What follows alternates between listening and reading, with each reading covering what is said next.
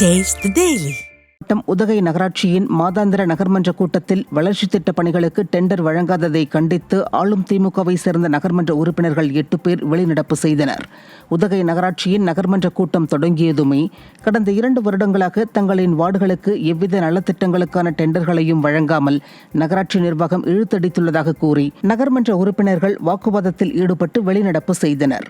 விடியா ஆட்சியில் ஆளும் திமுகவை சேர்ந்த நகர்மன்ற உறுப்பினர்களே நகராட்சி மாதாந்திர நகர்மன்ற கூட்டத்திலிருந்து வெளிநடப்பு செய்திருப்பது விடியா திமுக ஆட்சியின் அவல நிலையை வெளிப்படுத்தியுள்ளது.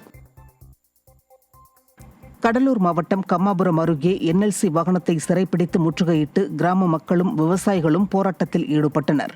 கம்மாபுரம் அருகே உள்ள 10க்கும் மேற்பட்ட கிராமங்களில் நிலம் எடுக்கப்பட்ட பகுதிகளுக்கு இன்னும் சுரங்கம் வெட்டப்படாத நிலை உள்ளது. இந்த நிலையில் தற்போது அந்த பகுதிகளுக்கு புதிதாய் நிலம் எடுக்கும் மதிப்பீட்டின்படி கூடுதல் இழப்பீடு வழங்க பலரிடம் மனு அளித்தும் பலன் இல்லாத நிலை இருந்து வருகிறது. இந்நிலையில் கம்மாபுரம் அருகே 2வது சுரங்கத்தின் அருகே உள்ள பகுதிகளில் வேலி அமைக்க வந்த NLC வாகனத்தை கிராம மக்கள் சிறைப்பிடித்து தங்கள் கோரிக்கைகள் நிறைவேற்றப்பட வேண்டுமென கோரி போராட்டத்தில் ஈடுபட்டதால் அப்பகுதியில் பரபரப்பு நிலவியது. விடிய ஆட்சியில் கிராம மக்கள் தங்கள் கோரிக்கைகளுக்காக போராட்டத்தில் குதிப்பது வாடிக்கையாகிவிட்டது. தென்காசி மாவட்டம் கடையம் ராமநதி அணை நிரம்பியதால் உபரி நீர் வெளியேற்றப்பட்டு வருகிறது. கடையம் அருகே உள்ள ராமநதி அணையின் 84 அடி கொண்ட உச்ச நீர்மட்டம் கடந்த 2 தினங்களாக பெய்த தொடர் மழையில் கிடுகிடுவென உயர்ந்தது.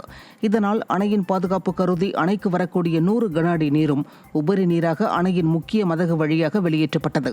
இதனால் கடையம், ரவணசமுத்திரம், பொட்டல்புதூர், பாப்பான்குளம் உட்பட அதனை சுற்றியுள்ள மக்கள் ஆற்றுப்பகுதிக்கு செல்ல வேண்டாம் என எச்சரிக்கை விடுக்கப்பட்டுள்ளது.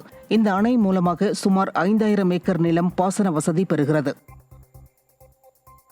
திருப்பூர் மாவட்டம் காங்கேயம் வெள்ளக்கோவில் அருகே மீனாட்சிபுரம் பகுதி மக்களுக்கான மயானங்களை திமுக நிர்வாகிகள் ஆக்கிரமிப்பு செய்துள்ளதாக குற்றச்சாட்டு எழுந்துள்ளது.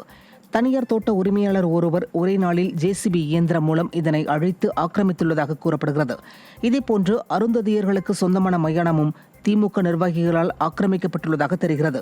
இந்த விவகாரங்கள் குறித்து காங்கேயம் வட்டாட்சியர் அலுவலகத்தில் நடைபெற்ற பேச்சுவார்த்தையில் முடிவு ஏதும் எட்டப்படவில்லை. இதனால் விடிய ஆட்சியில் மயானங்கள் கூட ஆக்கிரமிக்கப்படும் அக்கிரமத்தை எதிர்த்து போராட்டத்தில் ஈடுபட அப்பகுதி மக்கள் முடிவு செய்திருக்கின்றனர்.